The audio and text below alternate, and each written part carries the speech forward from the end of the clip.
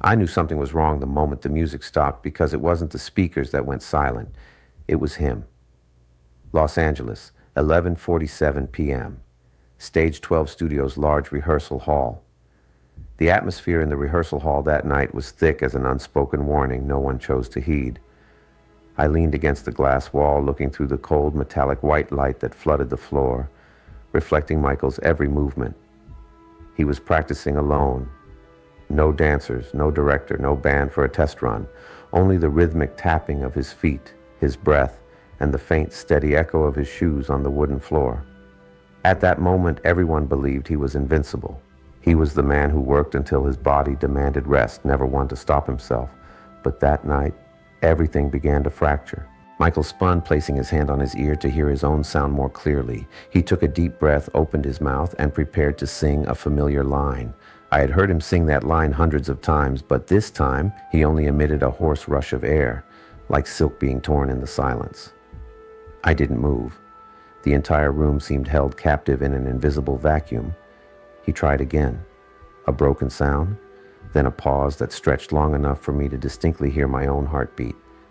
I walked toward him slowly, as if a sudden movement might make everything worse. "Mike, how do you feel?" He reached up to touch his throat. His eyes held an unmistakable flicker of worry, though only for a brief second.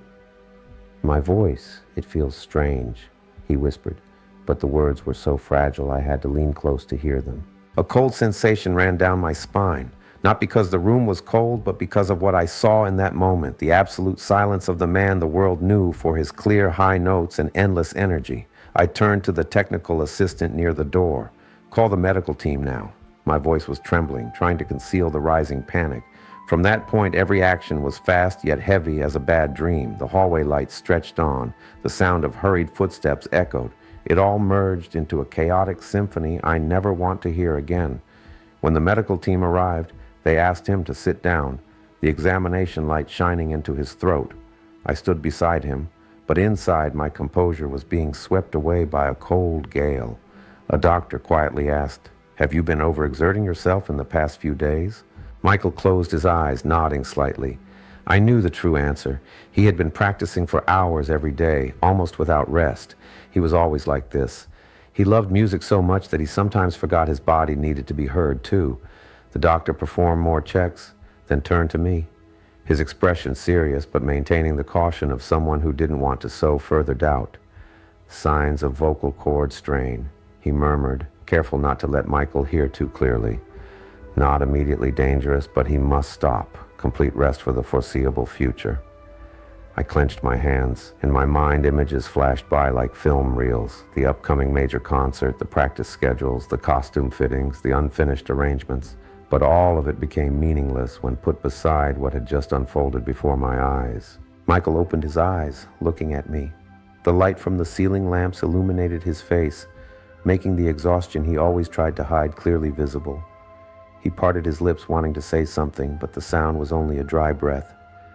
And then, a small, heart-wrenching moment, he raised a hand to stop the doctor who was about to ask him to speak again, not defiance, but as if he feared that if he tried one more time, something irretrievable would happen. I sat down next to him. No one spoke further. Only the steady tapping of the monitoring machine, as if counting down to a truth that neither he nor I wanted to face. Outside the room, a few staff members whispered, not loudly, but enough to slip through the slightly ajar door. Did he lose his voice? I heard he couldn't sing a single line. They were just rumors, but in this context, they were like sharp needles pricking the already tense air. I stood up, closing the door harder than necessary. When I turned back, Michael was looking at me. No accusation, no fear, just a strangely still gaze, as if he was trying to hold on to some inner horizon of peace. I sat back down, squeezing his shoulder. "Mike, we'll figure this out." Slowly. He didn't reply, but in his eyes, I saw something that clenched my heart. A profound anxiety he had never before allowed himself to display in front of anyone else. That night, the stage was silent, not for lack of music, but because the man who had lit it up for so many years was standing on the verge of silence. The hospital corridor was so hushed that my footsteps sounded like shards of glass hitting the floor. The cold white neon light stretched long, pulling my and Michael's shadows like two trembling, distorted lines. He sat on the wheelchair, his head slightly bowed, his hands pulling his thin jacket close, even though the room wasn't cold. The thing that unsettled me was not the hospital silence, but his own profound silence. When we entered the examination room, the doctors were waiting, one by one. They approached, communicating through looks that only professionals would understand. Tension, caution, mixed with a hint of anticipation. Not because they didn't know who Michael was, but because they knew what that voice meant to him. They asked him to sit on the high chair, the light shining directly into his throat. I stood right beside him, my hand still resting on his shoulder, out of unconscious habit. The oldest doctor in the group, likely the most experienced, brought the examination tool closer. He spoke in a voice as soft as a lullaby. "Michael, we just want you to try to say a simple word. No effort needed. Just relax." I heard him swallow with difficulty. Even with the light reflecting in his eyes, I saw a fleeting something. Unease? Or the void of someone who knows that one wrong sound could change their entire life. The room was so quiet, I could hear the clock ticking off every second. Michael took a breath. The breath was thin, trembling like a bird's wing fluttering before an unseen storm. He opened his mouth. The first sound that escaped was like a thread being snapped. Not a phrase, not even a word. Just a breath, but a breath that tried to become a word and failed. A nurse stepped back, subtly covering her mouth. The elderly doctor furrowed his brow, not in alarm, but because he was trying to analyze every slightest signal from the sound that had just escaped. Michael grimaced, his throat tightening. I immediately placed my hand over his. "It's okay, don't force it. Take your time." But I knew he wasn't listening to me. Not because I spoke softly, but because in his mind right now there was only one thing. He had to speak. Every eye in the room was fixed on him, waiting. He took another breath. His shoulders lifted, then fell. This time slower, more cautious. His eyes closed as if he was listening to something deep within himself. And then he attempted to speak. "Hell!" Only half a syllable, but it had pitch, not just air, not a crackle. It was a true sound, though hoarse and weak. A doctor quietly jolted from his chair. Another tilted their head, eyes wide, not because the sound was beautiful or clear, but because it was far beyond what they anticipated from someone in such a state of vocal strain. Michael opened his eyes, gasping. I saw his entire body shudder, whether from exhaustion or emotion, I couldn't tell. The doctor wrote notes continuously, and the parameters jumped on the screen. Nothing immediately life-threatening, but his voice was clearly under immense stress. They tried the light again, carefully checking the vocal cords. And then the elderly doctor spoke in a deep, clear, and concise voice. "Vocal cord strain is quite evident. No severe structural damage, but he needs complete rest for a period." He looked at me, as if emphasizing the responsibility. Complete rest, no talking, no singing. I nodded, but Michael didn't. He just stared straight ahead, his eyes frighteningly vacant, as if the doctor had just said, "I've taken a piece of your soul." No one understood that better than I did. He didn't speak, but I saw in his eyes two contrasting emotions swirling together like two dark currents, fear and self-reproach. Outside the room, I heard the whispers again. Not loud, but enough to pierce the thin hospital wall. "I heard he couldn't even manage a full syllable." If that's true, what happens next? They were still just rumors, but in this situation, they were like a sharp dart aimed at the fragile hope we were trying to cling to. When the doctor stepped out to prepare more diagnostic equipment, I stayed by his side. The door closed and the room was left with only soft light, the silence suffocating. Michael turned to me, his eyes rarely moist. He wasn't crying, but the gaze of the man who once stood before hundreds of thousands of fans now held a glimpse of fatigue no stage had ever seen. I spoke very softly. "Mike, you don't have to prove anything right now. Not to anyone, not to yourself." He looked at me, his lips moving, but then he stopped. Not because of pain, but because he was trying to heed the doctor's words for the first time in a long while. I realized that effort was greater than any high note he had ever sung. The room descended into silence again, a silence heavy as metal. A silence not of an artist resting, but of a man standing at the threshold of what he feared most. That night, neither of us spoke another word, because sometimes silence is the most terrifying sound. The morning light streamed through the frosted glass, cutting across the room like a cold razor's edge. I had been awake all night, not from coffee, not from stress, but because I feared that if I slept, Michael would wake up in a panic and no one would be there for him. He lay on the hospital bed, quieter than usual, a quietness that deeply unsettled me. The man who could electrify an entire stadium with a single step now lay there as if drained of all energy. The room door opened gently. The elderly doctor entered with a calm demeanor, but I saw in his eyes a hint of expectation, not waiting for bad news, but waiting for a sign of hope. He looked at me. "We want to check the vocal response again. No singing, no extended speaking, just a simple sound." I nodded, but my chest felt heavy as if weighted with stones. I looked at Michael. He hadn't opened his eyes yet, but I knew he heard everything. The doctor approached, adjusting the light. "Michael, when you're ready, try to make any sound. Gently. 1 beat, 2 beats, 3 beats passed, like the creaking steps on an old wooden floor." Then Michael opened his eyes. There was no usual resolute gaze, no familiar artist's fire. Instead, only a fragility that tightened my heart. He took a breath, so small that if I hadn't been standing close, I wouldn't have heard it. And then he whispered, a very thin sound, almost just a gently vibrating current of air through his throat. But it had form, a precise pitch, though so weak it seemed about to dissolve into the air. However, no one in the room considered it a trivial sound, because it was unlike the disjointed sounds of the night before. This time, the sound had a curve. A small impulse had just touched the void, and somehow it made the entire room hold still. The elderly doctor involuntarily leaned forward, as if afraid that blinking would miss something crucial. A nurse instinctively placed her hand on her chest, sighing softly. The sound was so minute, it could have been swallowed by the air conditioning. Yet it shattered the oppressive silence that weighed down on all of us. I looked at Michael. He closed his eyes immediately after that sound, his breath trembling. I couldn't tell if he was exhausted or fighting his own emotions. The doctor brought the examination tools closer, his eyes never leaving Michael. "That sound is better than anticipated. Not strong, but stable." He turned to me. "This is a positive sign." I merely nodded, not trusting my voice. Part of me wanted to rush and hug him, while the other part was afraid that expressing too much emotion would pressure him to try even harder. Michael opened his eyes a second time. He looked at me first, then at the doctors surrounding him. Not a look of pride nor confidence, but the look of someone trying to understand whether his body was still cooperating.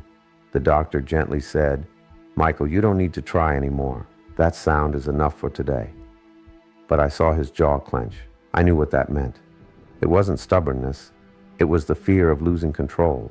The fear that if he didn't try further, his voice would be permanently stuck at that faint volume. He wanted to try again. "Mike," I gently pushed his shoulder, my eyes warning him, "you don't need to prove anything. Stop." He glanced at me, just for a second, but I understood. He was battling not just fear, but his own musical self-esteem. Finally, he took another breath. I gripped his hand tightly just before he vocalized, as if to pull some of the pressure off his shoulders. This time, the sound came out clearer, still soft, but no longer trembling. It lasted a little longer, a short segment of sound with a stability that made all of us pause. A moment of silence passed. Then, the sound of a pen dropping onto a doctor's desk, the sound of someone taking a deep inhale, the steady ticking of the monitor. In that instant, I realized the hospital room was too small to contain everyone's awe. The elderly doctor placed his hand on his chest, muttering softly, almost unconsciously. That was unexpected. No one said anything more, because everyone knew any praise now could make Michael push himself too far. A barrage of questions ran through my head. Was he in pain? Was he straining? Was he sacrificing something greater to produce that sound? But in his eyes, what I saw was not pain, but a kind of survival instinct I thought he had lost during the long night before. Then suddenly he turned his face away, not to hide the pain, but to conceal his emotion. I noticed his shoulders tremble slightly, not enough to call it crying, just like a strong wind blowing through an exhausted body. I held his hand tightly. He didn't look at me, but he squeezed back, a small signal, but enough for me to understand. He hadn't given up. The room was still brightly lit, but it felt as if a tiny sound, too small to be measured by the equipment, had just shattered a thick layer of dense air. None of us spoke the words aloud, but all understood. A door had just been opened, a hope had just spoken, and that hope came from a whisper. The room was brightly lit, but to me it felt like a stage with choked-off light, where every slightest deviation could become a fall. The doctors had prepared new equipment, screens displaying sound waves waiting to be activated. Michael sat in the center of the room, his back straight, but his shoulders slightly trembling, a sign that surely only those who had been close to him for so long, like me, would notice. I stood beside him, both wanting to protect him and needing to stand far enough away not to make him feel controlled. The fear in him now was no longer noisy. It was silent, sharp, and weighty. The chief doctor inhaled softly, as if tuning up for the most important moment since last night. "Michael," he said in a deep but firm voice, "we want to try something new. This time it's not just a single sound. If you still feel up to it, try a segment of sound with a clear length and rhythm. No need to sing. Just let the sound follow your breath." I felt my stomach churn. No need to sing? But I knew what was revolving in Michael's mind. If he had to make a sound, he wanted it to be music. He looked at me first. That gaze was an unspoken question. Should I do this? I answered with my eyes, "Only when you are truly ready." He turned back to the front. His chest gently heaved. The room was pin-drop silent. Michael placed his hands on his knees, as if stabilizing his breath. I saw the doctors stand straighter, each beat waiting for him like waiting for a ticking bomb. Then he took a deep breath. I clearly heard the air intake, like the sound of wind rushing down an empty corridor. He opened his mouth, slowly, deliberately. The first sound that emerged was weak, hoarse, but much clearer than the morning. A sound curve appeared on the screen, trembling but not breaking off. The doctors exchanged fleeting glances, eyes wide, but that was just the beginning. Michael, instead of stopping as they requested, let the sound climb to a higher pitch, not a harsh tone, but a gentle sweep, as if testing the strained limits of his vocal cords. I inwardly cursed myself for not stopping him, but at the same time, I couldn't tear my eyes away from the moment. The sound prolonged, stabilizing at the pitch he had just reached with incredible tenacity. The sound wave screen jumped up, not high, but even, like a thin yet resolute line of light in a cloudy sky. A young doctor blurted out, "It can't be," but the chief doctor simply raised a hand for silence. He glued his eyes to Michael, to the sound wave, to every movement of his throat. Michael held that sound for another beat, then unexpectedly pushed it to a briefly higher level, very short, like the touch of a flame flickering in the dark, but it made all the equipment register the change. I had to lean my hand on the table to keep my composure. No one in the room moved. Even the air conditioning seemed to have paused in shock. Michael opened his eyes exactly as the sound ended. His eyes were slightly red, dilated from the pressure, but in them, I saw the thing I feared had vanished, the spirit of someone who never allows himself to be defeated. The chief doctor walked over, not hurried, not breathless, but his hand was slightly trembling. "Michael." He looked straight at him, his voice lowered to just half a breath. "What you just did is beyond our medical prediction." Another doctor quickly re-examined the screen. "The frequency is stable, the amplitude is low, but there's no sign of increased damage." She turned, astonished. "His control is excellent." I stepped over and took his hand. His hand was cold, but no longer shaking. Michael looked at me. The look was not arrogant nor triumphant. It was like someone who had stood on the edge of an abyss for many nights and just managed to take one step back. But I saw something else too, something deeper, something I both wanted to believe and feared to face. He was reawakening the fighting instinct of a true artist. The chief doctor continued, cautious but unable to hide his admiration. "We won't let you try anymore today. You shouldn't. But, frankly, that sound was not what we expected. It was stronger, more focused, clearer, and astonishing. Another remark slipped from the corner of the room. It's as if he just remembered how to use his voice. The rumors about him not being able to sing again that started last night were still just rumors. But I thought, if someone witnessed this moment, they would understand that the truth sometimes has a way of refuting itself with its own sound. Michael gently leaned back in the chair, his breathing ragged from the recent effort. I knew he was tired, but I also knew he was fighting not to smile, a smile that could further strain his throat. I bent down and whispered, "You don't need to do that again." He responded with a silent gaze that carried the weight of a vow. In that moment, I felt as if the entire space around us was being stretched, between fear and hope, between helplessness and the resurrection of something stronger than any prediction. It wasn't just a sound, it was a declaration. Small, hoarse, fragile, yet so clear that every doctor had to stand still and listen. And in the silence that followed, I understood one thing. His comeback would not begin with a powerful song. It would begin with the moment he dared to face his greatest fear. The door to the rehearsal hall opened so slowly that the slight creak of the hinge sounded like a whisper. We were back at the studio where the nightmare began. But today, there were no bright lights, no technicians, no half-built stage, just the vast, empty room and a single microphone stand alone in the center of the floor. Michael walked in first. He paused at the threshold for a second, a brief blink long enough for me to realize he was battling the memory of that night, the moment his voice died in this room, like a wordless, rejecting ghost. "You can turn back any time," I said softly. "You don't have to do it today." Michael didn't answer. He just continued, one slow step, then another, as if each stride required him to unlatch an invisible shackle wrapped around his heart. When he reached the mic stand, he stopped. He didn't touch it, didn't adjust it, just looked at it. I had seen him stand before hundreds of recording setups, his aura shining like an electric current around him. But today, he stood there like a man who had just returned from the abyss. In that nearly sacred silence, I could hear my own breath echo. And then, Michael looked up. That gaze chilled me.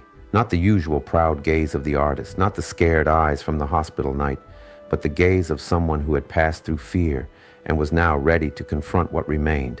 I stepped back, standing behind the empty control board as if operating a complex sound system, just to give him a sense of familiarity. "Mike," I said, "you don't have to sing. Just standing there is enough." He gently shook his head, not denying me, but denying his own fear. He placed both hands on the microphone. I saw his fingertips tremble slightly, not from pain, but from emotion. A deep breath, then another. I counted every inhale. After that, he tried a small sound. Not the strained effort from the hospital, not an experimental sound, but a sound-infused breath, a low note, soft yet possessing a soul. I listened and immediately placed a hand over my chest, because that sound was more than just a sound. It was a return. Michael opened his eyes. I don't know how he heard his own voice, but in his eyes I saw the first spark of light after hours of darkness. He tried again, this time longer. The sound was still not strong, but the pitch line was unbroken. It sketched a fragile yet continuous line in the air, like the first stroke of an artist's pen after an accident that almost claimed their hands. I stood transfixed. He tilted his head, inhaled, and then pushed his voice up slightly higher. A fragile struggle. 1 second, 2 seconds, and then the sound broke into a soft, lingering sustain that I hadn't expected to hear again so soon. I don't know when I stopped breathing.